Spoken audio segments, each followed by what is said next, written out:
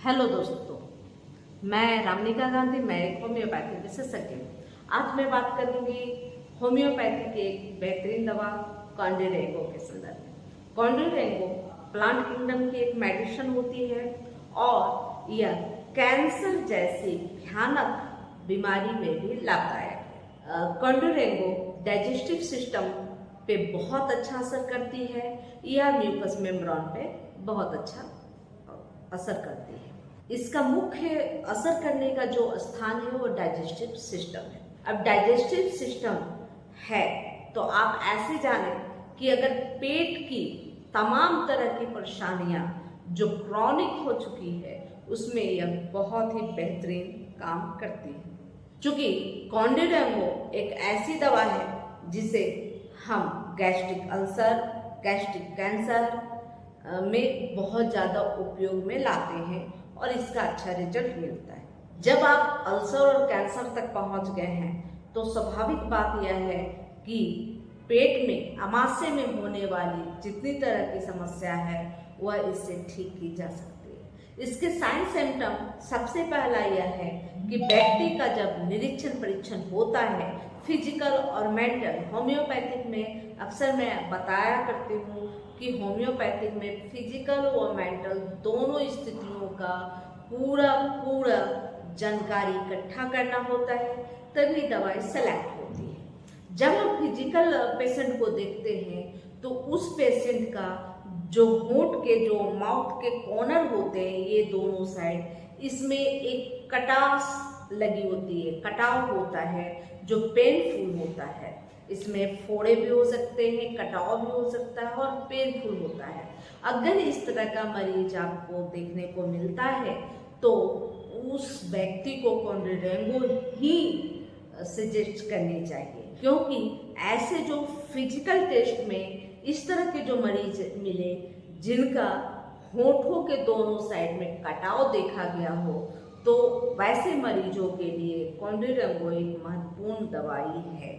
और कॉन्डिडेंगो mother teacher में इसका उपयोग ज़्यादातर होता है, लेकिन इसे लोअर पोटेंसी में भी ले सकते हैं। जब तकलीफ बहुत ज़्यादा हो, यानी कि पेट में बहुत ज़्यादा पेन हो, कुछ भी खाया पिया नहीं जा रहा हो, भूख बिल्कुल बंद हो गई हो, अगर कुछ खा भी लिया तो उसे उल्टी हो जाती है, तो ऐसे कंडीशन में मदर टीचर का प्रयोग जल्द कर सकते हैं।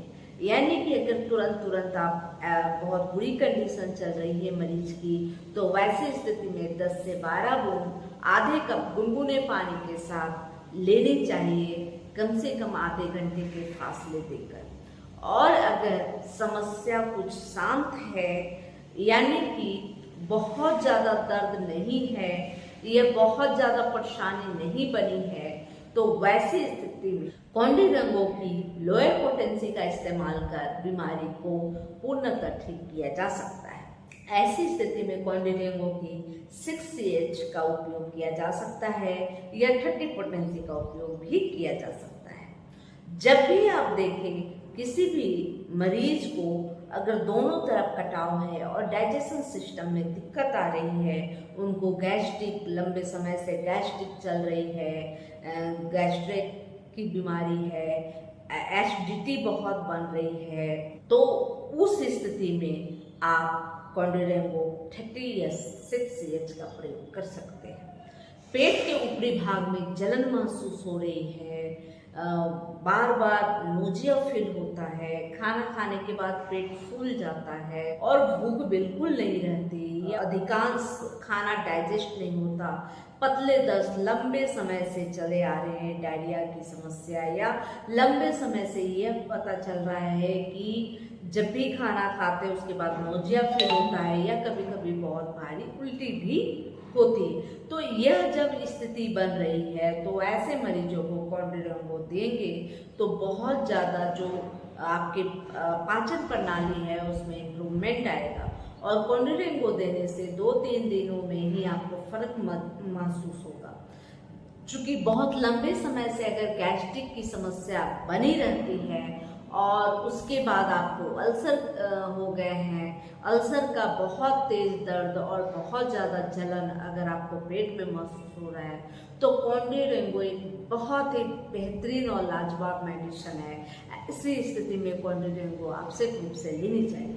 अल्सर अगर बहुत दिनों तक टिका हुआ है, आपने कोई ट्रीटमेंट नहीं कराया, और अगर ट्रीटमेंट कराया भी तो भी आपको अल्सर में कोई रिलीफ नहीं है जब तक आप दवाइयाँ खा रहे हैं। जैसे आपको कुछ गैस की दवाइयाँ आपको मिलती है, पेन की दवाइयाँ मिलती है, कुछ एंटीबायोटिक मिलता है, तो उसके खाने से उसको जब तक आप ले रहे हैं तो थोड़ा सा आपको अंदर से आराम सा फील होता है।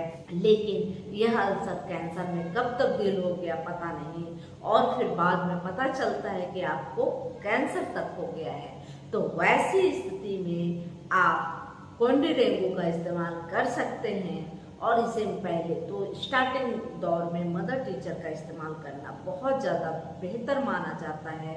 और कॉन्डिडेंगो लेंगे तो बहुत जल्दी ही आप देखेंगे कि आपको जो कैंसर पेट की होने वाली कैंसर में जितनी तरह की समस्याएं हैं वो धीरे धीरे कम होने लगी हैं।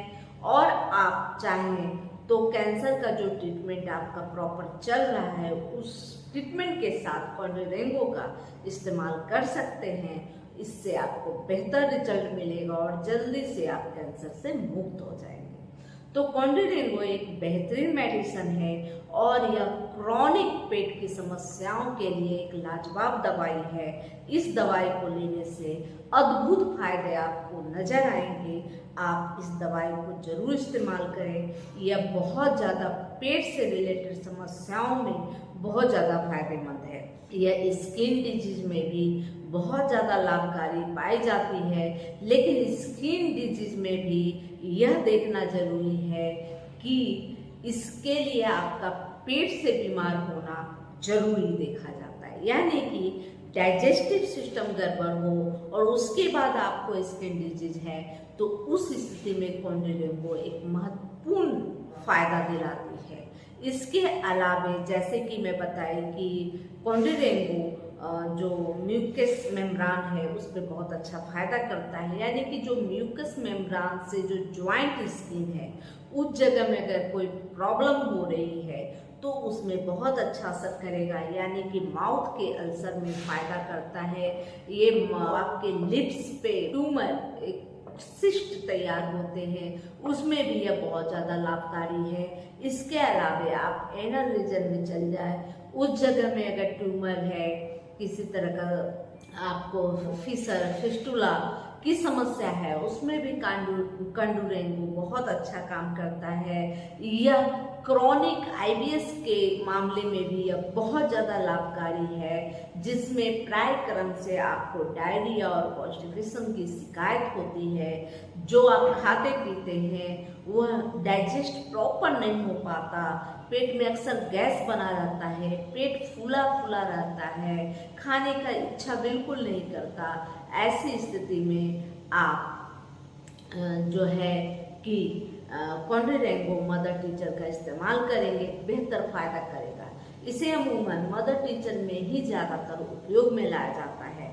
लेकिन जब बीमारी बहुत गंभीर स्थिति में जा रही है तो कॉन्डिडेंगो कुछ दिनों तक इस्तेमाल करने के बाद आप अपने चिकित्सक के परामर्श के उपरांत आप इसे 6CH लेना शुरू करें, और कुछ दिनों तक 6CH लेने के बाद कॉन्डिडेंगो 30 का इस्तेमाल करना शुरू करें।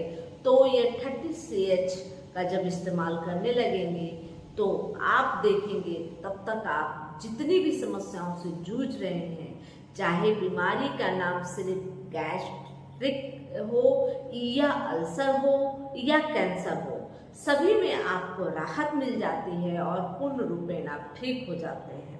कॉन्डिडेंगो एक बेहतरीन लाजवाब पेट के कैंसर के लिए बहुत ही अच्छी, बहुत ही बेहतरीन मेडिसिन है। इससे आपके डाइजेस्टिव सिस्टम में बहुत ज़्यादा इम्प्रूवमेंट होता है। लेकिन इसके अलावे भी आपको अपने लाइफ स्टाइल में चेंजिंग लाना होगा। आप मीठी चीज़ बिल्कुल बंद कर देंगे, और साथ में जो डब्बा में पैकेट वाले बंद वाले जो भी सामान आपको मार्केट में अवेलेबल होते हैं उसको लेना बिल्कुल बंद कर देंगे। यानी कि पैकेट में बंद का मतलब यह है कि जैसे आप अभी गर्मियों का सीजन है, जैसे ठंडा कोका कोला, पेप्सी, बहुत तरह के ऐसे ड्रिंक लाल पीले हरे में आते हैं, इन ड्रिंक को लेना बंद कर देंगे।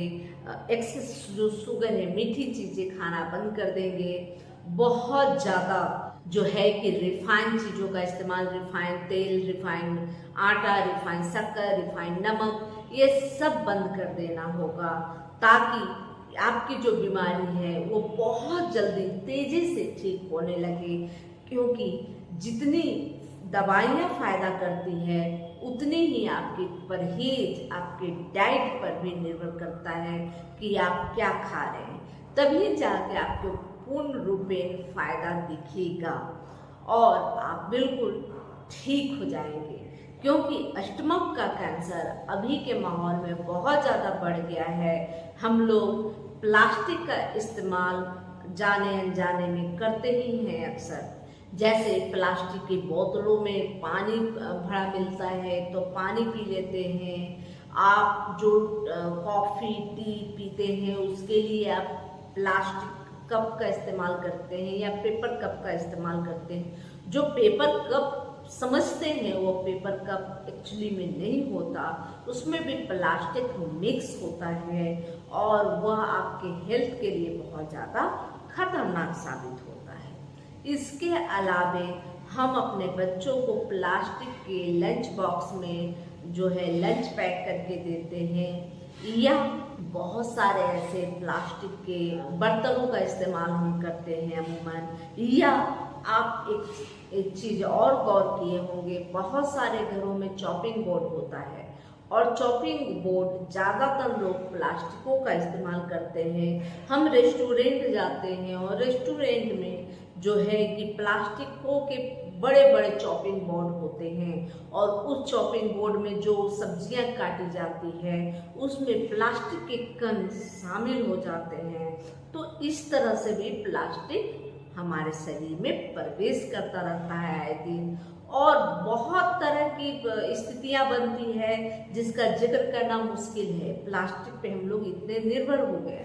कभी कभी जैसे हम रेस्टोरेंट से खाना पैक कराते हैं तो उसमें भी प्लास्टिक में बांध कर पैक करके मिलता है, या सिल्वर थैली जो होती है, जो पैकेट होती है उसमें भी पैक होते हैं, तो वो भी आपको आपके हेल्थ के लिए उतना ही नुकसानदायक होता है।